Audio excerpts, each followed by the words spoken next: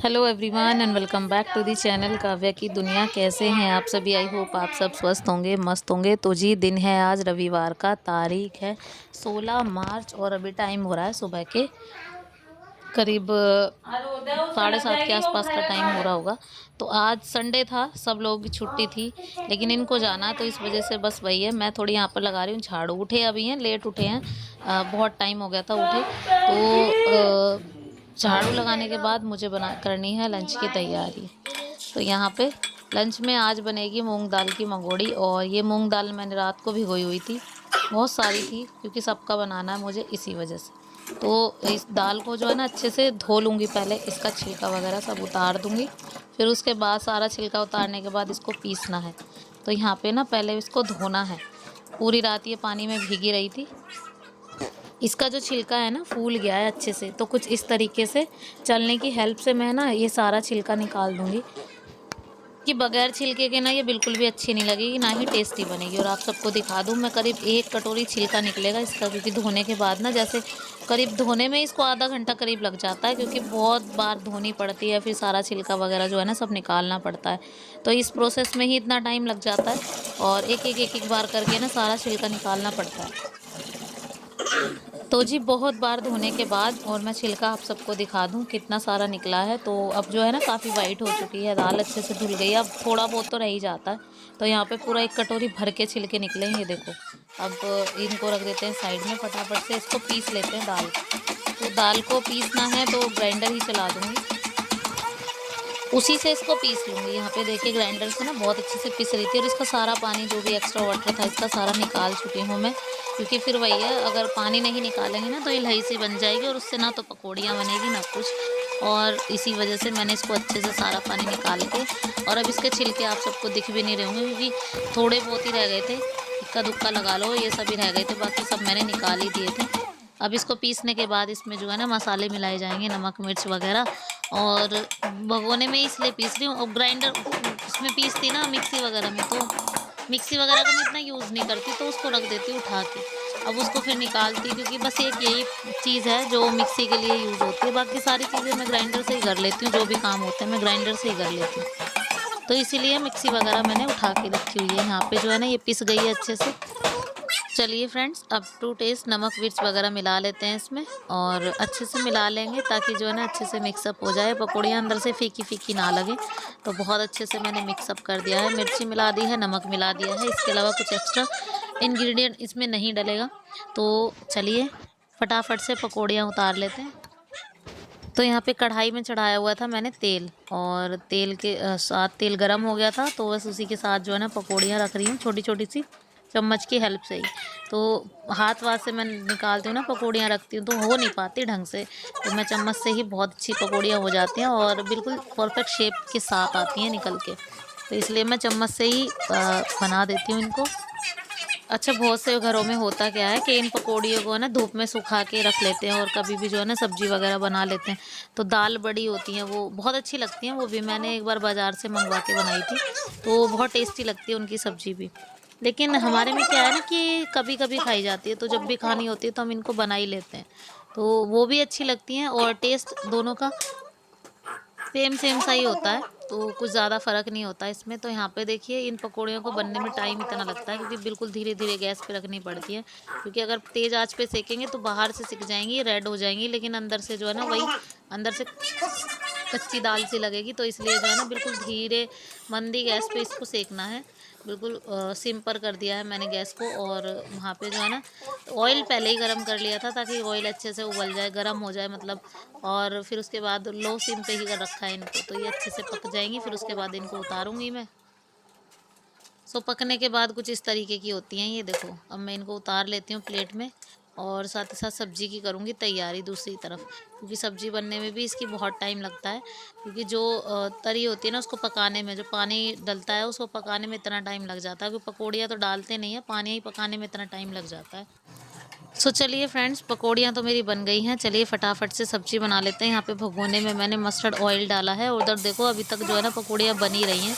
Time इतना लग गया बनाने में इनको, मुझे करीब 1 घंटे से ऊपर हो गया था टाइम। यहाँ पे जो है ना भगोना लिया, उसमें जो है ना लहसुन प्याज का पेस्ट डाला है, और उसके बाद जस्ट इसमें टमाटर हरी मिर्ची प्रोसीजर बिल्कुल सेम है जैसा सब्जियों वाला होता है, बिल्कुल उसी प्रोसीजर से सब्जियाँ छोक रही थी मैं। और उसके बाद जाएँगे इसमें सूखे मसाले, नमक, मिर्च, हल्दी, सूखा धनिया, चाहो तो गरम मसाला, और सारी चीज़ें एक साथ डालने के बाद फिर इसको मसाले को अच्छे से भूनेंगे। मसाले का जो ऑयल है ना वो सेपरेट हो जाएगा, तब तक जो है ना भूनेंगे। तब उसके बाद इसमें पानी ऐड करेंगे, और पानी ऐड करने के बाद ना फिर पानी को बहुत देर तक पकाना है, ताकि जो पानी है ना बहुत अच्छे से पक जाए। तो यहाँ पे देखिए मसाले का कलर ऑलरेडी इतना रेड रेड हो गया है, और जब इसका ऑयल सेपरेट हो जाएगा तो ये और ज़्यादा अच्छे से पक जाएगा, मतलब अच्छा हो जाएगा।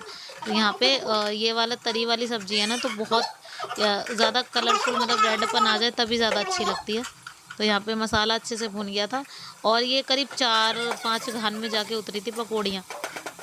फिर मैंने किया क्या, लास्ट वाले में यही किया था कि दूसरी तरफ ठंडी वो मतलब छोटी गैस पे रख दी थी, और पकती रहेगी तब तक जो है ना मसाला वगैरह भी भुन जाएगा, क्योंकि फिर इसके भरोसे बैठती तो बस वही है, बहुत टाइम हो जाता इसीलिए।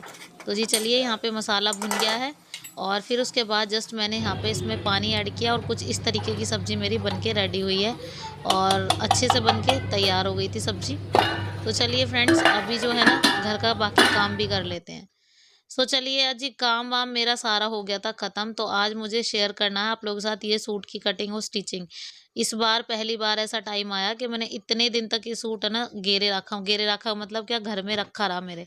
अब ये सूट है, इसमें गला वगैरह ऑलरेडी बना हुआ है, देखिए ये कॉलर टाइप गला है, और इसमें एम्ब्रॉयडरी दी हुई है लेस वाली, और बहुत अच्छे से बना हुआ है। तो मुझे ये सूट जो है ना सिलना है। ये कस्टमर का सूट है, और बहुत दिन हो गए इस बार तो काम घर में थोड़ा ज़्यादा था, इस वजह से मैं नहीं दे पाई थी। तो आज मैंने सोचा कि आप लोग के साथ शेयर करूँ इसकी कटिंग और स्टिचिंग, और काम वाम ख़त्म करने के बाद सीधा मैं इस पे बैठ गई थी सिलने। तो मुझे आज इसको हर हाल में रेडी करना था। इसके साथ प्लाज़ो है वो भी मुझे रेडी करना है। चलिए, बिना देर किए हुए इस पे मेज़रमेंट लगा देते हैं, क्योंकि इसको सिलने में तो ज़्यादा टाइम लगेगा नहीं, ना इसका आगे का गला बनेगा ना पीछे का बनेगा, ऑलरेडी बना हुआ है। तो बस मुझे साइड का मेज़रमेंट लगाना है, कटिंग करनी है, और सीधी मुझे स्लीव्स अटैच करनी है, फिर उसके बाद फिटिंग करनी है। तो इतना टाइम इसमें लगेगा, लेकिन फिर भी जो है ना जब फिनिशिंग वर्क करते हैं ना तो बहुत ज़्यादा टाइम लग ही जाता है। तो एज़ यूजुअल मैंने जो है ना तीरे का निशान लगाया, उसके बाद मुड्ढे का लगाया, और फिर उसके बाद आती है ब्रेस्ट की बारी, तो ब्रेस्ट का निशान लगाया है। जस्ट उसके बाद मुझे कमर, हिप का निशान लगाना है, और फिर उसके बाद जो है ना मुझे करनी है इसकी कटिंग। तो मेज़रमेंट जो है ना मेरे पास लिखा हुआ था डायरी में, और मेज़रमेंट इतना पतला था बहुत ज़्यादा, तो ये लग रहा था कि जैसे बहुत ज़्यादा मतलब ऐसा लग रहा था, ऐसे सूटों में ये होता है कि कपड़ा जो है ना साइड में से बहुत ज़्यादा वेस्ट जाता है। अब ऊपर का पल्ला जो है ना, एम्ब्रॉयडरी दी हुई है फ्रंट वाले की, जो फ्रंट पार्ट है उसकी एम्ब्रॉयडरी दी हुई है, वो उस हिसाब से कटिंग होगी। अगर एम्ब्रॉयडरी इधर उधर होती है, जैसे गला वगैरह नहीं बना होता, तो हम थोड़ा सा ऊपर नीचे आगे पीछे भी कर लेते हैं, तो कपड़ा जो है ना साइड में से बच जाता है, तो कटिंग करने के तरीके से मतलब। लेकिन अब इसमें क्या है, बीचों बीच जब एम्ब्रॉयडरी देते हैं तो ये दिक्कत होती ही होती है, साइड का कपड़ा वेस्ट जाना ही होता है। तो यहाँ पे देखिए दोनों पार्ट्स को मैंने कटिंग कर ली है। अब नीचे के पल्लू पे भी मैं निशान लगा लूँगी, क्योंकि क्या है ना कि जब मैं फिटिंग करूँगी तो मुझे दिक्कत नहीं होगी, और एकदम जो एग्जैक्ट फिटिंग है ना वो आएगी। तो ये कपड़ा बचा हुआ था मेरे पास स्लीव्स के लिए। अब स्लीव्स जो है ना पोनी भी चाहिए थी, चाहिए तो बिल्कुल फुल थी जो चूड़ी वाली बाजू होती हैं, लेकिन इसमें इतना कपड़ा था नहीं, तो मैंने पूरी नहीं ली, जितनी पोनी निकली मैंने उतनी निकाल दी। इवन अंदर जो जोड़ने वाला कपड़ा था ना वो मुझे अलग से लगाना पड़ा। आई मीन जो फ़ोल्ड अंदर होगा ना मोहरी से स्लीव्स का कपड़ा, वो जो है ना वो भी मुझे अलग से लगाना पड़ा। तो बस, लेकिन 15 जो है ना रेडी हो गई थी बाजू। अब 15 तो कटिंग में आई थी, तो 1 इंच कम कर लो ऊपर नीचे, तो ये लगा लो कि हाँ 14 आपकी रेडी होकर आई थी। तो यहाँ देखिए स्लीव्स की कटिंग कर ली है। तो चलिए बिना देर किए इसको सिल देते हैं फटाफट से। जल्दी से जल्दी जितना होगा उतना काम ख़त्म होगा। तो यहाँ पे ये वाला पार्ट्स, चलिए फ्रेंड्स सिल लेते हैं फटाफट से। तो यहाँ पे जो है ना हाथ वाली मशीन पे ही सारी तैयारियां कर ली थी। सबसे पहले तो हम इसके जो तीरे हैं ना, क्योंकि पक्की बड़ी सिलाई से जो है ना अटैच किए हुए थे, जो बाहर से सूट आते हैं ना उनमें बड़ी सिलाई से ही अटैच करते हैं वो लोग, तो मैं उनको पक्का करी थी, पक्का कर दिया पहले मैंने उनको। फिर उसके बाद जस्ट यहाँ पे स्लीव्स जोड़नी है मुझे डायरेक्टली। तो ये स्लीव्स है मेरे पास जो कटिंग हुई हुई थी, और इसके साथ जो इस पर मैंने प्रेस कर ली थी एक बार, जो स्लीव्स थी ना उसके कपड़े पे मैंने प्रेस कर ली थी, और जो मुझे इसके साथ जोड़ना है ना अंदर फोल्ड करने के लिए उस पर भी प्रेस कर ली थी।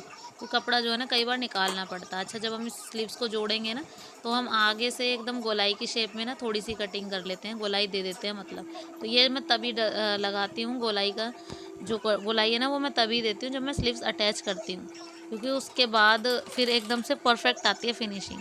तो खुली बाजू जब भी आप चढ़ाते हैं तो इसी तरीके से चढ़ाइएगा, बहुत अच्छे से चढ़ती है, इवन फिटिंग एकदम बिल्कुल अच्छी आती है। तो मैं हमेशा ऐसे ही करती हूँ, जब मैं खुली बाजू चढ़ाती हूँ ना तो उसके बाद जो है ना सीधा इसी तरीके से एक गोलाई की शेप दे देती हूँ। तो चलिए यहाँ पे सिलाई कर लेते हैं। और स्लीव्स जोड़ने के बाद तो वैसे भी कोई काम होगा नहीं, फिटिंग का निशान लगाना है, फिटिंग की सिलाई लगानी है और साइड के जो चाक वगैरह ना उनको फोल्ड करना है। तो इतने में सूट जो है ना सिल के रेडी हो गया था। तो जी यहाँ पे देखिए सूट रेडी हो गया है बिल्कुल अच्छे से। और ये गला जो है ना थोड़ा ज़्यादा दिख रहा था, तो मतलब यहाँ से ना थोड़ा कवर करना था इसको, तो मैंने ये दो दो पट्टी लगा के थोड़ा डिज़ाइन सा बना दिया और अच्छा भी लग रहा है, सुंदर लग रहा था। तो काफ़ी सही लुक दे रहा है मतलब गला अब। तो जैसे थोड़ा ज़्यादा ही गहराई में दिया हुआ था, तो यहाँ पे कंप्लीट कर दिया है इसको, तुरपाई वगैरह सब कर दिया है और इसकी चाक पे आई वगैरह भी बना दी है और बिल्कुल कंप्लीट कर दिया था सूट मैंने। तो आई होप आप सबको पसंद आया होगा, वीडियो पसंद आया हो ना किसी भी वजह से तो प्लीज़ लाइक के बिना मत जाना। चैनल पर नए हैं तो प्लीज़ चैनल को सब्सक्राइब ज़रूर कर लेना।